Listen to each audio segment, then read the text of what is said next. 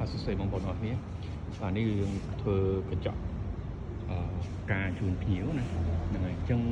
កញ្ចក់ដែលបងប្អូនឃើញដែលខ្ញុំផុសរាល់ដងផុសជារូបភាពណាឃើញមានម៉ូដមិនអីហ្នឹងគឺមិនមែនយើងឆ្លាក់នៅលើកញ្ចក់មួយស្លឹកឬក៏យើងលាបពណ៌លាបអីទេគឺយើងគុំបែបនេះ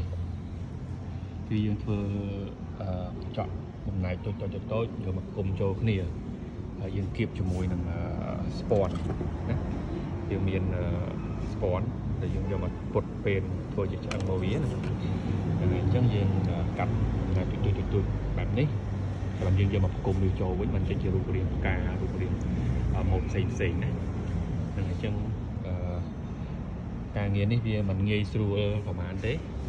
បាទវាមិនងាយស្រួលទេយើងត្រូវការចំណាយពេលធ្វើវាកម្លាំងធ្វើវាចឹងបើសិនជាបងប្អូនមានតម្រូវការធ្វើកញ្ចក់ម៉ូដផ្កាសម្រាប់ដាក់នៅទ្វារនៅបង្អួចបងប្អូនណាអាចតំណងខាងពួកខ្ញុំបានហ្នឹងហើយខ្ញុំអាចឆ្នៃធ្វើម៉ូដជូនបងប្អូនបានណា